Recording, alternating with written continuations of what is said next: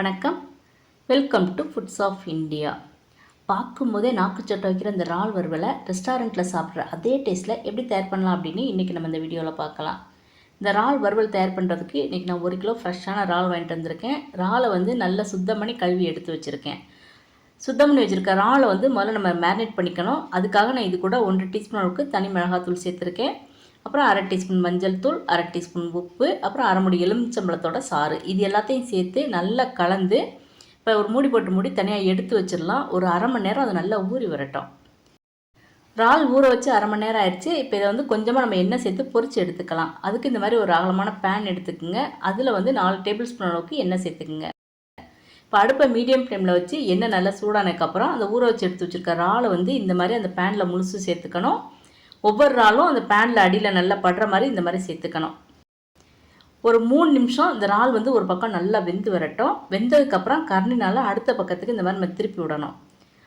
உங்களுக்கு கொஞ்சமான இறாலாக இருந்துச்சுன்னா நீங்கள் ஒன்றா திருப்பி விட்டுக்கலாம். அதிக அளவு இறால் இருந்துச்சுன்னா நீங்கள் மொத்தமாகவே இந்த மாதிரி கரண்டினால் திருப்பி விட்டுருங்க. அடுப்பு மீடியம் ஃப்ளேம்லேயே இருக்கட்டும். அடுத்த பக்கம் திருப்பி போட்டு 3 நிமிஷம் நம்ம மீடியம் ஃப்ளேமில் வச்சு நல்லா ஃப்ரை பண்ணிக்கணும். இந்த இறால் சைஸில் பெருசுங்கிறனால ஒரு பக்கம் 3 நிமிஷம், அடுத்த பக்கம் 3 நிமிஷம் சொல்கிறேன். அதே இது பொடி இறாலாக இருந்துச்சுன்னா நீங்கள் 2 நிமிஷமே இந்த மாதிரி பொரிச்சு எடுத்துகிட்டா போதும். 2 பக்கமும் இந்த மாதிரி திருப்பி போட்டு இறாலை நல்லா ஃப்ரை பண்ணதுக்கப்புறம் இப்போ அடுப்பை சிம்மில் வச்சுட்டு நம்ம இறாலை தனியாக ஒரு பவுலில் எடுத்து வச்சிடலாம். நீங்கள் அடுப்பை மீடியம் ஃப்ளேம்லையோ அல்லது ஃபுல்லாக வச்சிட்டிங்கன்னா நம்ம அந்த பொரிச்செடுத்த எண்ணெய் சீக்கிரம் கருகிறதுக்கு வாய்ப்பு இருக்குது. அதனால் சிம்மில் வச்சுட்டு முதல்ல இந்த மாதிரி எடுத்து வச்சுருங்க.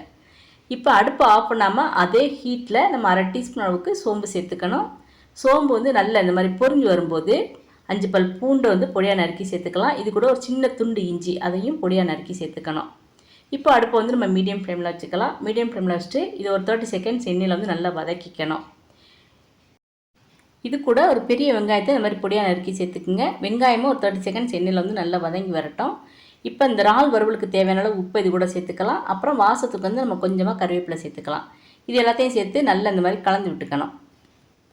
இப்போ அடுப்பை சிம்மில் வச்சுட்டு இது கூட 1 டீஸ்பூன் மிளகாத்தூளை சேர்த்துக்குங்க. இப்போ இதையும் சேர்த்து ஒரு 30 செகண்ட்ஸ் எண்ணெயில் நல்லா வதக்கினதுக்கப்புறம் ஒரு மீடியம் சைஸ் தக்காளி பொடியாக நறுக்கி சேர்த்துக்கணும். பாருங்கள், தக்காளியும் எண்ணெயில் நல்லா வதங்கி வந்துருச்சு. இப்போ இந்த மாதிரி நல்லா வதங்கி வந்ததுக்கப்புறம் இது கூட 1/4 கப் அளவுக்கு தண்ணி சேர்த்துக்கணும். தண்ணி சேர்த்து நல்லா இந்த மாதிரி கலந்து விட்ட உடனே அந்த கிரேவி நல்லா இந்த மாதிரி கொதிக்க ஆரம்பிக்கும். அந்த மாதிரி கொதிக்க ஆரம்பிக்கும் போது நம்ம வறுத்து எடுத்து வச்சுருக்க அந்த இறாலை இது கூட சேர்த்து 1 நிமிஷம் நல்லா இந்த மாதிரி கலந்து விட்டுக்கலாம். இப்போ இந்த மாதிரி கலந்து விடும்போது இந்த மசாலா எல்லாமே இந்த இறாலில் நல்லா சேர்ந்து வந்துடும். நம்ம ஏற்கனவே இறாலை நல்லா வேக வச்சு வச்சுருக்கனால இறாலை அதிக நேரம்லாம் வேக விடணுங்கிற தேவை கிடையாது. இந்த 1 நிமிஷமே அதுக்கு தாராளமாக போதும்.